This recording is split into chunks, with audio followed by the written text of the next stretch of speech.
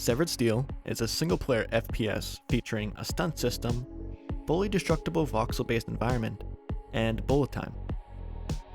With a casual playthrough clocking in at about 2 hours, Severed Steel's value comes from its replayability. With an individual level selection and personal best times displayed, this game is pushing you to keep improving. Before we take a look at an 90% run, let's learn a few things about the game. In the settings, we have a speedrunner's HUD. This HUD includes your total speed, your horizontal speed, an enemy counter, individual level timer, total time played, and a mutator count. Mutators are augments that can change the way the game is played, but they are currently not used for 90% runs and will be disregarded for this video.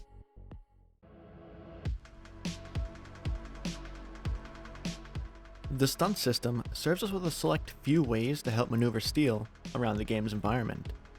With a base speed of only 850 units per second, our goal is to incorporate as many stunts as we can to keep our speed as high as possible for the duration of the run. Starting off with something simple, we have double jumps. Not only do they allow us to reach higher areas, their main purpose is to maintain airspeed gained from other tricks. It makes movement levels, like Armory, much easier to achieve faster times on. In this movement chain, we have two options we can do after our first air kick slide. If we do a double jump, we can maintain our full airspeed we gained from the air kick. However, if we do a second air kick slide, we actually lose some airspeed because we have to aim the kick slide vertically to avoid touching the ground.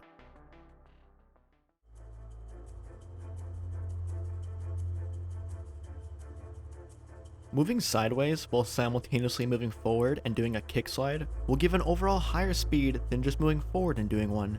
This is called an angled slide. An angled slide's speed value increases to a max amount, which is determined by your FPS, then quickly falls back down due to friction with the ground. When you chain the slides together, you circumvent the speed drop-off after every slide and maintain an overall higher speed rather than if you held them for their duration. With this technique being nearly twice as fast as walking, runners use it as their main form of movement to get around the levels. While wall strafing, angled slides' max speed can be increased even more than normal. This occurs because slopes connect walls and floors together, so when you hug a wall, the game calculates your speed as it would on a slope rather than a flat surface. Angled sliding off of a ledge removes all friction with the ground, so you can maintain your speed you receive from the stunt through the air. This can be amplified by using a wall strafe in combination with that movement to go even faster. This is most frequently done in windows as they have both a wall and ledge to angled slide off of. For this level, when I get to the door at the bottom, I get to line myself up in the corner of the window to perform an angled slide. This gives me about 2000 speed and I can complete the level in only 3.2 seconds. While airborne, a kick slide initially travels in the direction you're looking. It can be used to build speed in the air and transfer your momentum. It's important to know that you can only kick slide twice while airborne. After that, you need to touch the surface you can stand on to refresh your 2 air kick slides.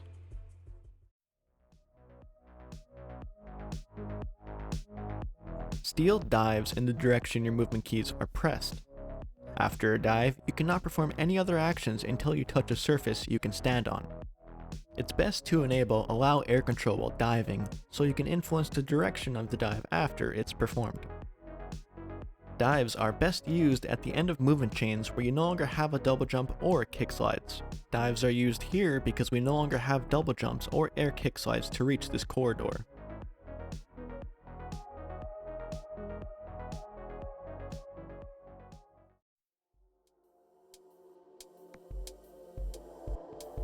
When enabled in the settings, as you come close to a ledge, you can climb it by pressing space. This also has an audio cue.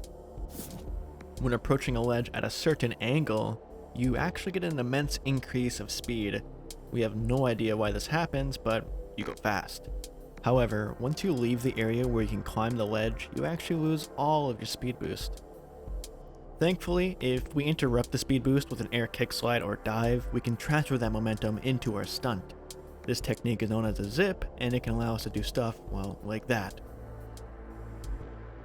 Now that we understand how the movement mechanics work with this game, let's get straight into watching an 90% speedrun now. To start off the run, we actually have one of the more difficult tricks in the game. I'm going to be sliding into this corner of the spawn room, so I'm able to clip through the wall. This is extremely precise and difficult to do, but I'm pretty lucky for getting it on my second attempt. For this level, as soon as I spawn in, I'm going to go ahead and do a jump and a dive, and because I touch the surface I can stand on with my dive, I can actually cancel that dive into 2 more air kick slides to finish off this level. Here, I'm going to dive over this wall, just barely grazing it, so I can cancel that dive into more faster movement. When I get through the door at the bottom, I'm going to line myself up in the corner of the window and do an angled slide to finish the level quickly, and for this level, I'm building speed in the air through kick slides and just finishing the level with a zip. With certain weapons, you can actually shoot through mini walls with wall bang, and this is most prominently shown here for these 2 levels. In some levels, there are objects that move around based on a cycle, and fortunately, upon reset or starting level for the first time, all cycles are the same. So as long as you're consistent, you can make it through levels pretty quickly. Cafeteria is the first of a few kill all levels. For these levels, enemies always spawn in the same position, but as soon as they're done spawning, they're free to move wherever they want.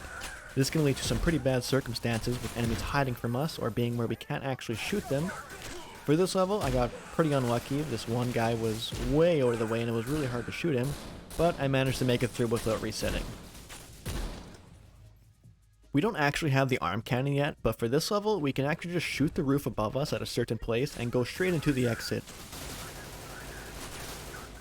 Now that we have the arm cannon, for levels that require us to go straight to the exit, we can actually just destroy everything that's between us and the exit.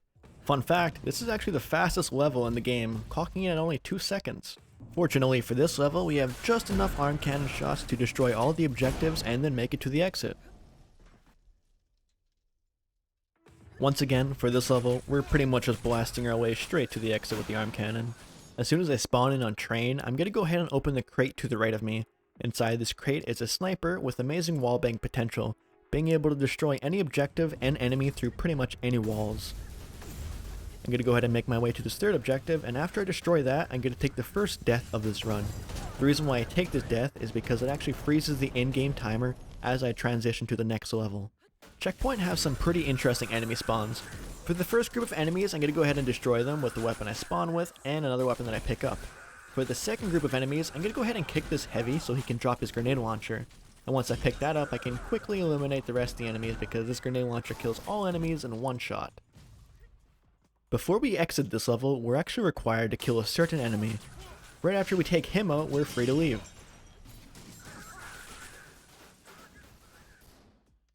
This level requires us to destroy a few objectives before we can leave. By using our arm cannon in combination with our shotgun, we can quickly destroy all these server nodes and then make our way to the exit. For armory, we just have to blast our way to the exit as fast as we can. Prison is a pretty unique level. Once I make my way to the top of the tower and activate this switch, enemies will start spawning in waves. These enemies always spawn in the same position, so as long as you can memorize that, you can complete this level pretty quickly.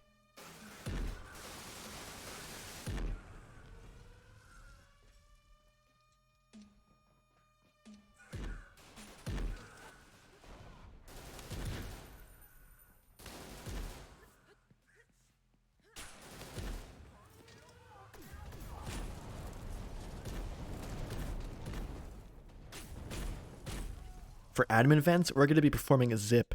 This trick is extremely precise and you only have fractions of a second to execute it, but properly doing so will save you about 5 seconds over the intended route. We're actually able to just shoot this objective through the wall, so we can just make our way straight to the exit. Lower admin is another kill all level. This one is notorious for having horrible enemy pathing. The enemies pretty much wander wherever they want for this level. Fortunately, I got pretty lucky and all the enemies chose to come to me, so I finished this pretty quickly.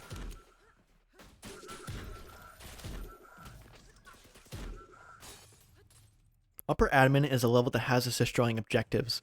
Fortunately, we start with the shotgun, so we can pretty much just shoot every single objective through the wall as we make our way to the exit. Teleportation Labs is by far the longest level in this game. The level starts off having us activate a few teleporters around the map. We can actually activate this teleporter through the ground, which saves us a little bit of time. After we activate all the teleporters, enemies will slowly start spawning all around the map, and our objective is to kill every single one of them. Unfortunately, I get one of the worst weapon drops possible from this enemy, so I'll just have to make do until I get something better. You're probably wondering why I'm putting a hole in the floor here and in other places, and that's because enemies can spawn there. If an enemy chooses to spawn in a place where I've already put a hole, they'll actually fall to their deaths and help speed up the process of killing them all. And as you can imagine, this grenade launch is pretty helpful for that, as it always makes big holes wherever I shoot it.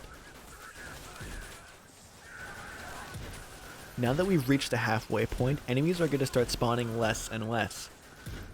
It gets to the point where we pretty much play hide and go seek with the enemies, as they can pretty much be anywhere on the map. Fortunately, I get the best weapon drop for the current situation I'm in, and this will help greatly speed up the process for what enemies I have left. As you can see here, enemies can pretty much be anywhere. Because there's both the teleporter on the floor and the roof of the map, that allows enemies to pretty much traverse the map however they want.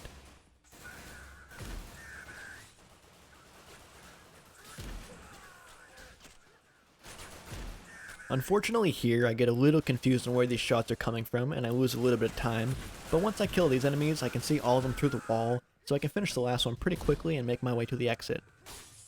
We're gonna bust our way out of the spawn room and barracks here, and then we're gonna go kill this jumper enemy. Doing so refreshes our arm cannon shots so we can blow up the rest of the way to the exit. Apartment is another level where we have to kill certain enemies. I get pretty unlucky here with my arm cannon shot as I barely get through this wall and I have to use another one. This forces me to get a backup arm cannon shot from this guy right here so I can make my way out of the level. Greens is the only level that starts us off with a sniper. Because the sniper can go through most walls and kills all enemies in one shot, we can get through this level pretty quickly.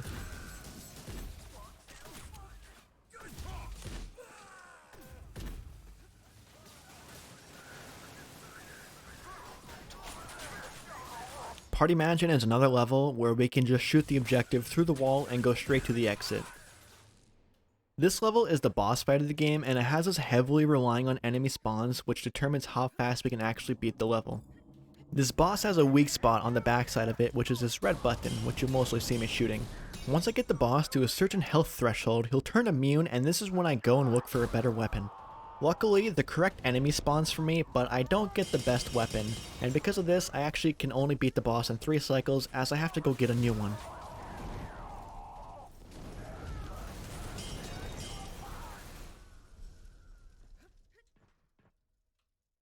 Penthouse is another kill-all level, but this one has 2 floors with enemies spawning both on top and bottom. My goal in this level is to kill all the enemies on the bottom floor and then hope all the enemies on the top floor stay up there where they're supposed to be. I get pretty lucky with this one and I'm able to get out of here in only 21 seconds. Because the game doesn't detect movement inputs during level transitions, as soon as I spawn in on Garden, I'm going to reset. During the reset, I'm going to hold my movement keys in a way that allow me to angled slide as soon as I spawn in. When I do the slide when I spawn in, I actually hit a small tree root in front of me, and that propels me in the air and lets me finish the level pretty quickly. In order to progress through a state, we have to burn down a certain amount of material with the flamethrower. I'm not sure if it's intended or not, but the grass blocks actually burn the fastest, which is pretty cool. After we burn through all the necessary material in the level, we'll be forced to kill all the enemies. Before we complete our goal of burning everything, enemies will actually occasionally respawn on the map. This includes both enemies that can fly and enemies that have a weak point, which take a while to kill. Because of this, it's important to focus on completing the first objective first before killing all the enemies. But after we complete the first objective, enemies stop respawning, so we can just go around and clean them all up. Right here, I find a sniper enemy. Once I kill him, I can pick up his weapon, and because there's only 4 enemies left, I can actually see them all through walls. And because the sniper can shoot through all those walls, I can efficiently take out the rest of the enemies while I make my way to the exit.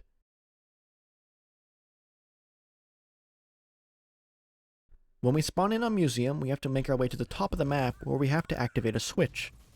After we activate it, we can make our way back down to the exhibit where waves of enemies will start spawning.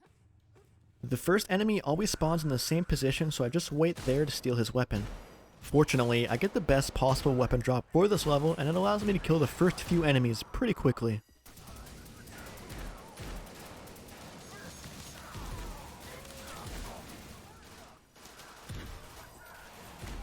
Before we go ahead and complete this objective, I'm going to blast a path to the exit.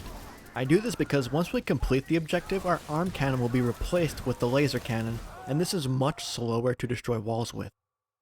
Entering the final level of the game, we're going to be looking at the first instance of using the bullet time feature. When you're in bullet time, everything in-game slows down. But there are actually two exceptions to this rule. One of the things being the in-game timer, that always runs at a constant speed. The second thing being your laser cannon.